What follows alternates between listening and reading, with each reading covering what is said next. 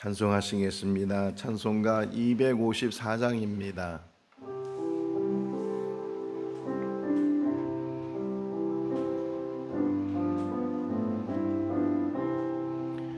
내 주의 보혈은 정하고 정하다. 내 죄를 정케 하신 주 나로라 하신다. 내가 주께로 지금 가오니 십자가의 보혈로 날 씻어주소서. 약하고 추해도 주께로 나가면 힘주시고 내 처함을 곧 씻어주시네. 내가 주께로 지금 가오니 십자가의 보혈로 날 씻어줍소서. 나로라 하시 온전한 믿음과 또 사랑함과 평안함 다 주려 함이라. 내가 주께로 지금 가오니 십자가의 보혈로 씻어줍소서. 큰 죄인 복받아 살 길을 얻었네. 한없이 넓고 큰 은혜 베풀어 주소서. 내가 주께로 지금 가오니 십자가의 보혈로 날 씻어줍소서. 그 피가 맘속에 큰 증거 됩니다. 내게도 소리 들으사 다 허락하소서. 내가 주께로 지금 가오니 십자가의 보혈로 날 씻어줍소서. 아멘. 신명기 12장 15절에서 25절 말씀입니다. 신명기 12장 15절에서 25절 말씀. 그러나 내 하나님 여호와께서 내게 주신 복을 따라 각 성에서 내 마음에 원하는 대로 가축을 잡아 그 고기를 먹을 수 있나니 곧 정한 자나 부정한 자를 막론하고 노루나 사슴을 먹는 것 같이 먹으려니와.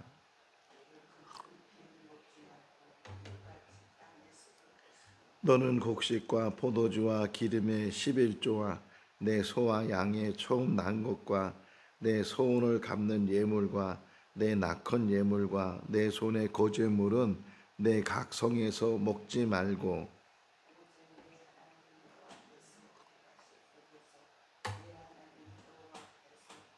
또는 내 자녀와 노비와 송중에 거주하는 레위인과 함께 그것을 먹고 또 내 손으로 수고한 모든 일로 말미암아 내 하나님 여호와 앞에서 즐거워. 너는 삼가 내 땅에 거주하는 동안에 레위인을 저버리지 말지니라. 내 하나님 여호와께서 내게 허락하신 대로 내 지경을 넓으신 후 내 마음의 고기를 먹고자 하여 이르기를 내가 고기를 먹으려니나 하면 내가 언제나 마음에 원하는 만큼 고기를 먹을 수 있으리니 만일 내 하나님 여호와께서 자기 이름을 두시려고 택하신 곳이 내게서 멀거든 내가 내게 명령한 대로 너는 여호와께서 주신 소와 양을 잡아 내 각 성에서 내가 마음에 원하는 모든 것을 먹되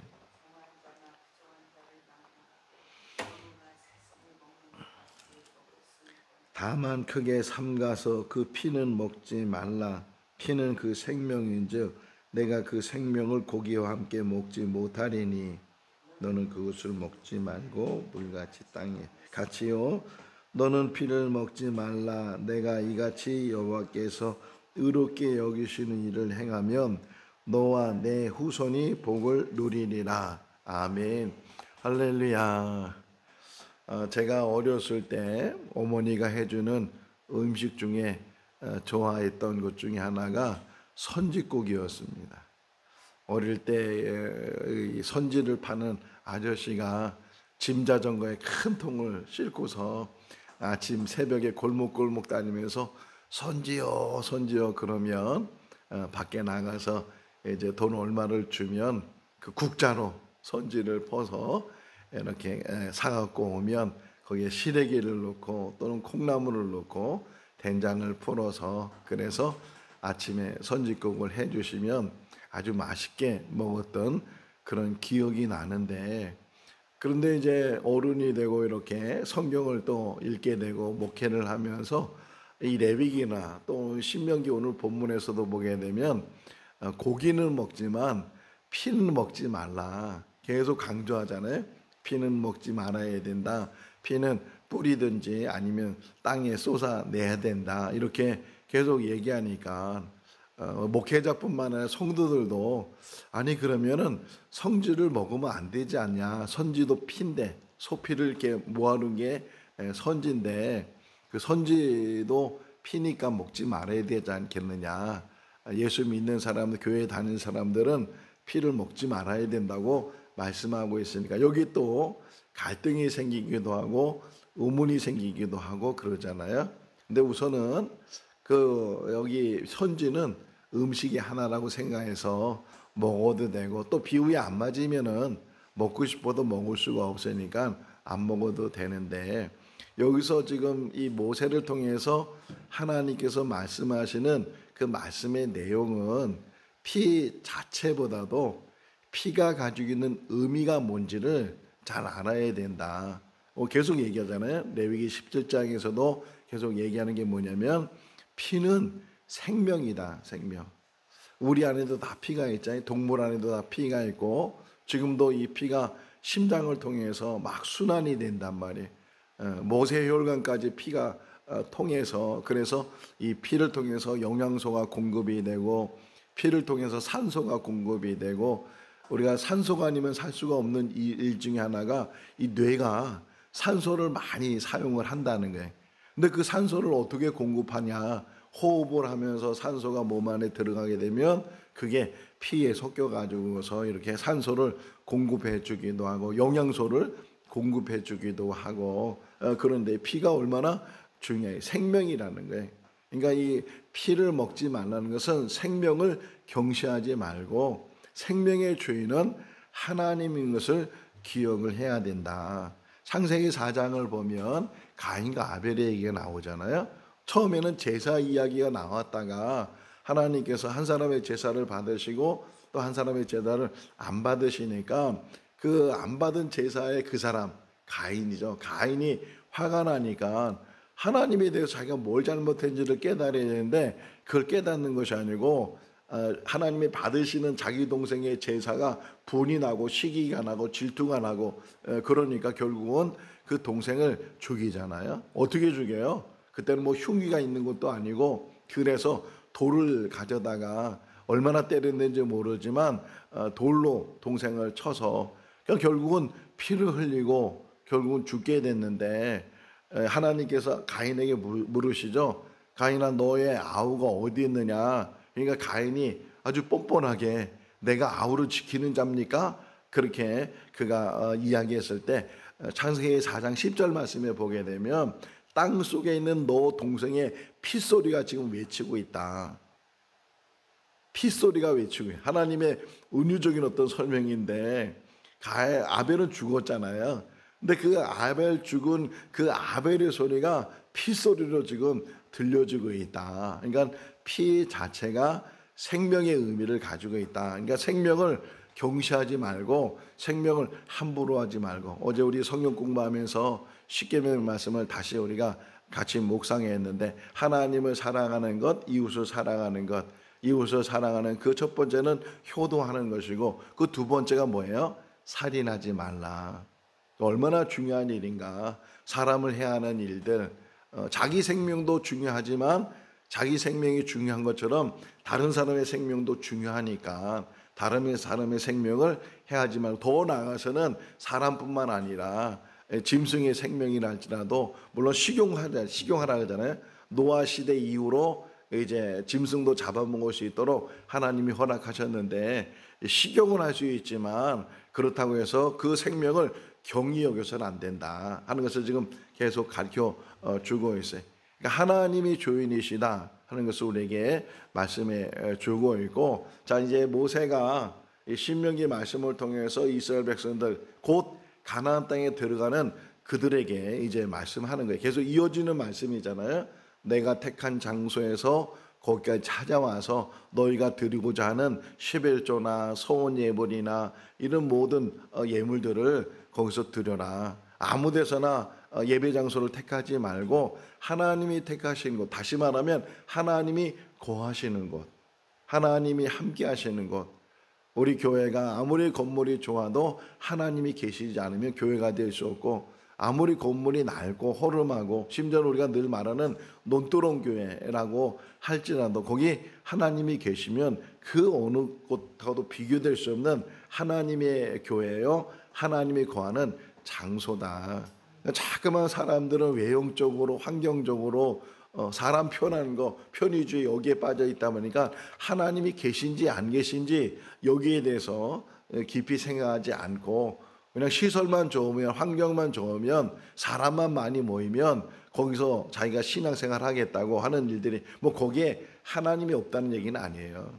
좋은 시설 속에서도 물론 하나님이 계실 수 있고, 근데 늘 눈에 보이는 것이 전부가 아닌 것이고, 하나님은 영이시니 이렇게 예수님도 말씀하고 있는 것처럼 정말 우리가 추구해야 되고 우리가 바라고 원하는 것은 하나님의 임재. 성막을 왜 졌어요? 내가 거기 거하겠다 그러시잖아요. 그래서 성막을 회막이라고 하는 것처럼 하나님이 거하시는 것. 요즘 계속 유진 피터슨 책을 읽는데 조금만 더 얘기해 주면 거기에 시편을 이제 설명을 해주면서, 시편은 다윗의 시가 많잖아요. 다윗에 대한 이야기를 서론적으로 하면서 이렇게 정말 감동이 돼서 아 그렇구나 하는 것을 제가 알게 돼요. 시라는 게 뭐야? 시의 의미를 지금 시편은 시로 얘기하는데 또 시가 곧 뭐예요? 기도죠. 기도이고 노래이고 그러는데 이렇게 설명했어요. 아주 간단 명료하더라고요. 많은 사람들이 또 특별히 설교하는 분들은 하나님에 대하여 말한다는 거예요. 그렇죠? 설교는 하나님에 대하여 말해. 그런데 기도는 하나님을 향하여 말하는 거다. 근데 많은 사람은 자꾸만 하나님이 대하여 알고 싶어하고 하나님이 대하여 그렇게 구구한 설명들을 많이 하고 있는데, 정말 신앙인은 하나님을 향하여, 오늘 이 새벽에도 하나님을 향할 수 있기를 바랍니다. 하나님이 어떤 분이신지를 듣는 것도 중요한 일이지만 정말 우리가 늘 추구해야 될 일은 하나님을 향하는 거다. 하나님과 나와의 관계 속에 눈맞춤 있잖아요. 눈맞춤. 석가모니가 제자들과 더불어서 이렇게 설파를 해요. 어떤 교리를 설파를 하고 있는 제자들이 여러 명이잖아요. 근데 한 제자가 눈이 마주쳤어요. 눈이 마주쳤을 때 그 제자가 빙그레 웃는 거예요. 그러니까 석가모니도 그 제자의 눈을 보면서 빙그레 웃었어요. 그거를 이제 고사성어로 이신점심, 마음과 마음이 통했다. 그러니까 서로 멀리 떨어져 있지만 서로 대화를 나누지 않았지만 눈이 마주치는 그 순간에 서로 간의 그 마음이 통했던 것처럼 기도도 마찬가지라는 거야. 기도도 하나님을 향하고 하나님을 향해서 눈이 마주쳤을 때, 하나님과 눈이 마주쳤을 때 하나님을 볼 수 있다는 것처럼 그렇게 큰 축복이 어디 있겠어요. 기도하면서 평생을 눈 감고 기도하지만 하나님 본 적이 없는 우리들이잖아요.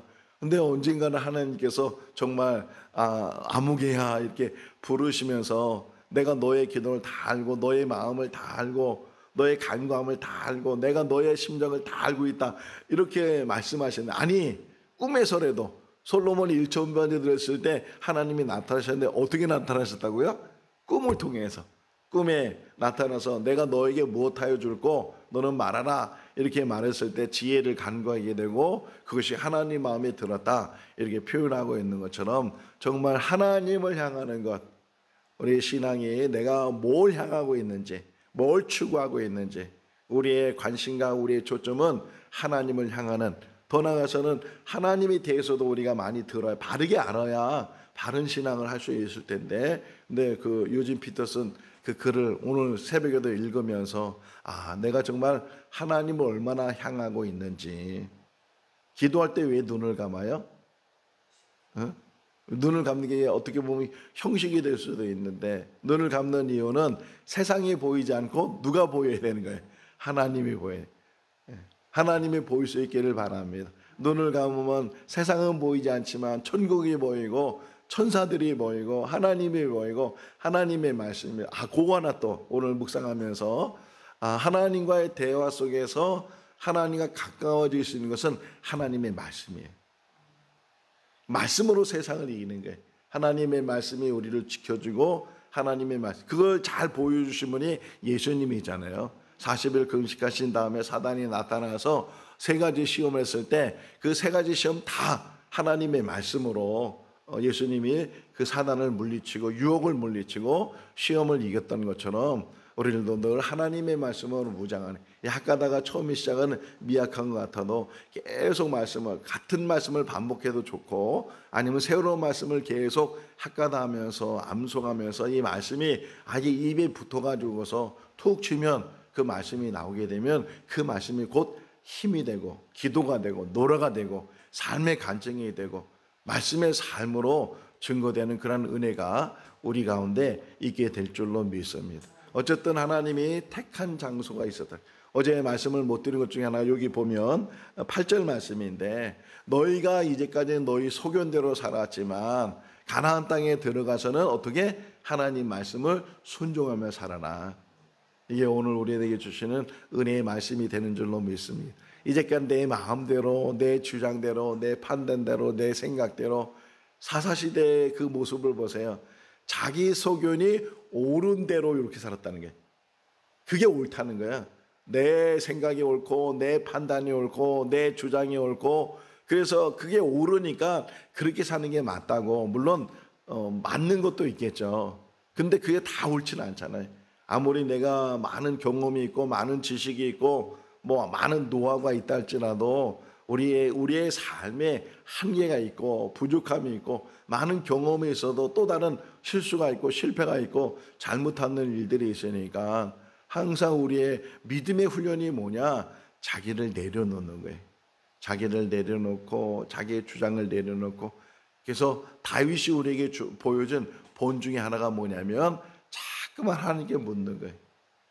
애들이 부모에게 뭐해요? 막 묻잖아요. 4살 된 5살 애들은 저게 뭐야 저게 뭐야 저게 뭐야 왜 그래 뭐 이건 뭐 그래 막 묻는, 그게 기도라는 거예요.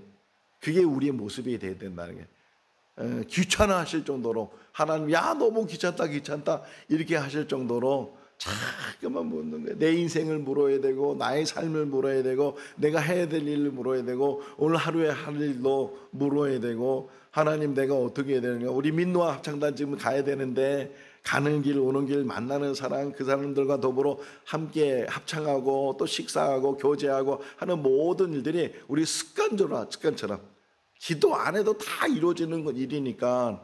그런데 순간순간 우리는 그 일에 대해서도 기도해야 된다는 게, 그러면 말에 있어서 실수가 적어지게 될 것이고, 내가 그들과의 관계를 가지면서 또 그들과 함께하면서 정말 그 안에 하나님 또한 교제가 일어나게 되고, 성령의 역사가 일어나게 되고, 하나님의 영광 받으신 그런 삶을 살게 되고, 직장을 가서도 무엇을 하든지 혼자 있을 때도 늘 우리의 교감은 하나님과의 교감이다. 자꾸만 묻고 의지하는 거예요. 하나님을 의지하고 의탁하고, 내 삶은 세상은 온 곳 간 데도 없고 오직 하나님만 계시다. 변화산에서 모세가 나타나고 엘리야가 나타나고, 그래서 베드로가 너무 좋으니까 여기 초막셋을 짓자고 그럴 정도였는데, 그런데 다 사라졌다는 게 뭐라고 표현되어 있어요? 오직 예수만 보이더라. 우리 인생에 오직 하나님만 보이고, 하나님과 함께하는 것이 우리 인생의 전부고 우리의 삶의 전부이고, 물론 하나님이 아내를 붙여주고 남편을 붙여주고 자녀를 붙여주고 동료를 붙여주고 같은 성도를 붙여주고 다 이렇게 붙여주지만 결국은 혼자 가는 인생길이잖아요. 죽음 앞에 같이 가는 게 있어요? 다 따로따로 개인적으로 다 그 죽음을 맞이하는 것처럼 인생은 혼자 가는데, 그 혼자 가는 그 인생 속에서 끝까지 동행하실 분은 하나님이시다. 어디까지? 천국까지. 천국 안에서도 영원히 함께 하시는 분이 우리 하나님이시다 하는 것을 우리에게 가르쳐 주고 있어요. 자, 그런데 오늘 또 설명이 뭐였냐면, 내가 택한 곳, 내가 머무는 곳, 그것까지 찾아와서 나를 만날 것이다. 그런데 여기 하나 예외를 주셨어요. 무슨 예외를 주셨냐면, 혹이나 그 장소가 너무 멀면, 그렇죠? 너무 멀면, 그러면 거기 찾아갈 수 없다고 한다면 너희 가까운 소금 안에서 내도, 그러니까 장소가 중요하지만 더 중요한 건 뭐가 중요하냐? 너의 마음과 너의 자세가 중요하다. 그러면서 지금 이게 식사 문제거든요. 너희가 음식을 먹되 물론 그것이 부족함이 있을 수도 있지만, 대부분은 음식을 하면 부족하게 해요, 넉넉하게 해요? 대부분 넉넉하게 하잖아요. 그래서 더불어 먹으라요, 더불어. 자, 제사법에 대해서 이제 나중에 내위기를 우리가 다시 묵상하면 더 자세히 설명이 되겠지만, 번제, 소제, 그다음에 화목제, 속제제, 속건제 제사를 드리잖아요. 근데 그 제사를 드렸을 때 제물은 다 제사장이나 레위인들한테 다 돌아가게 돼 있어요. 제물은 하나님의 것이기 때문에 하나님의 일하는 사람들. 단 하나 예외를 둔 게 뭐냐면, 화목제물은 제사장에게 나눠줄 뿐만 아니라 제사 드리는 그 본인, 더 나아가서는 이웃들과 더불어 그 제물을 먹을 수 있다. 왜? 화목을 이루는 일이기 때문에. 화목을. 그러니까 나눌 수 있다는 게 얼마나 큰 축복인지 몰라요. 내가 가진 것이 적다 할지라도 그 가진 것을 가지고 나눌 수 있다면 그것이. 제가 청년 때였어요. 청년 때 장로님이, 우리 교회 장로님이 한 번은 부르셔서 그래서 봉투를 하나 이렇게 주시더라고요. 근데 보니까 이제 용돈 책사본하고 주시는 돈이었어요.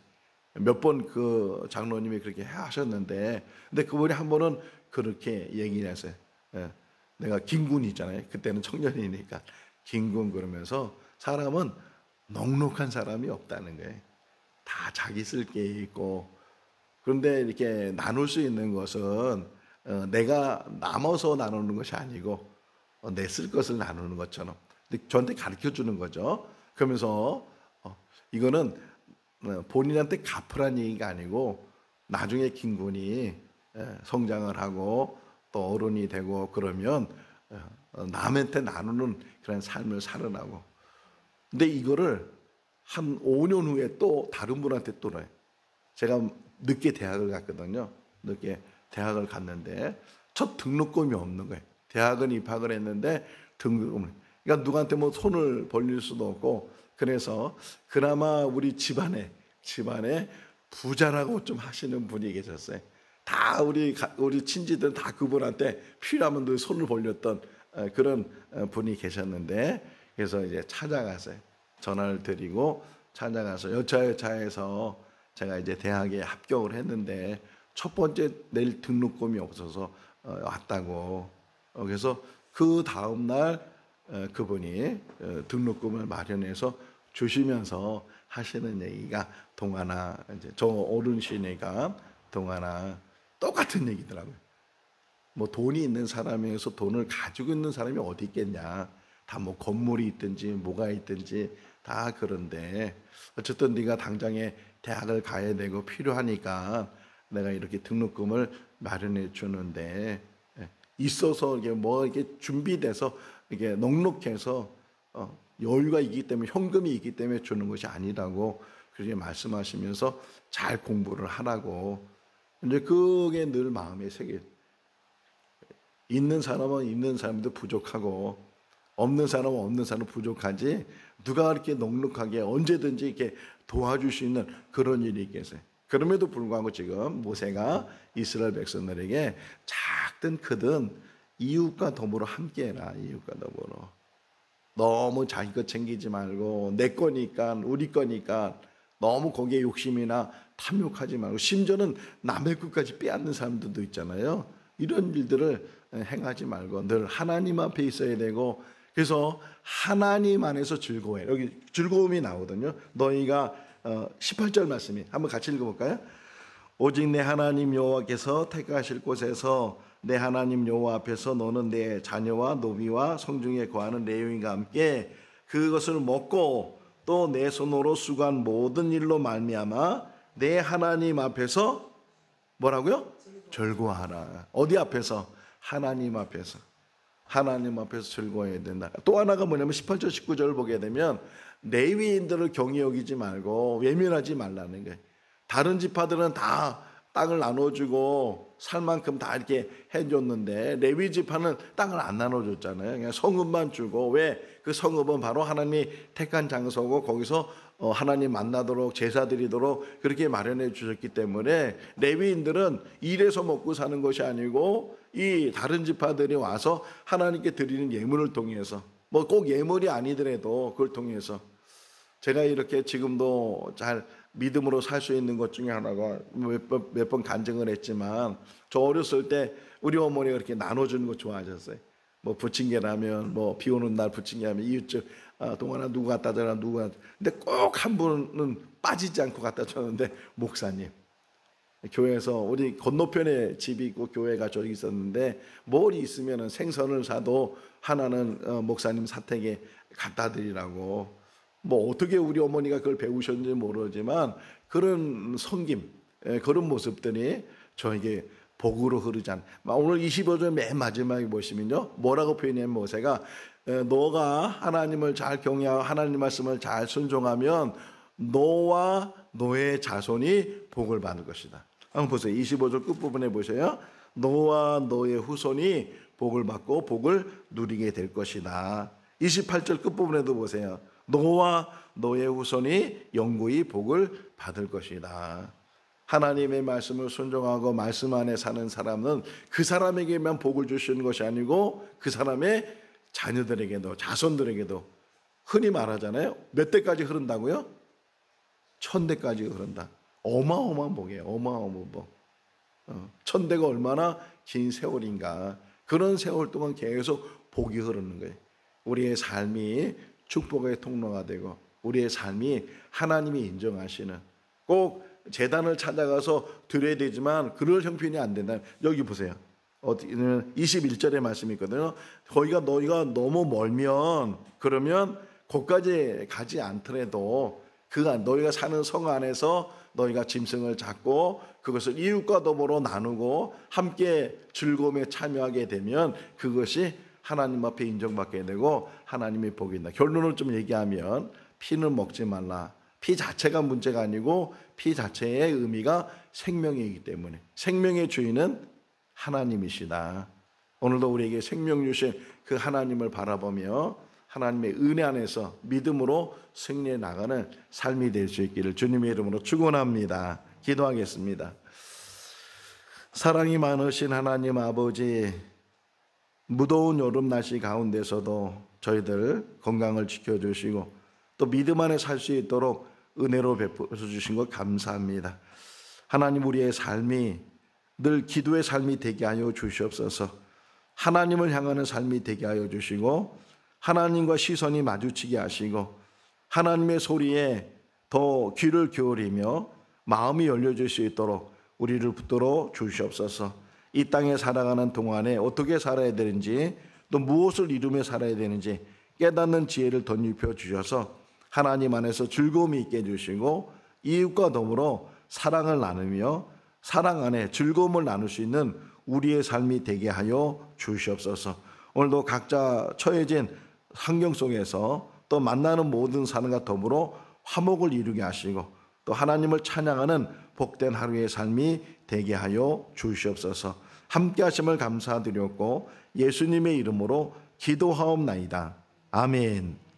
마쳤습니다. 자유롭게 기도하시기 바랍니다.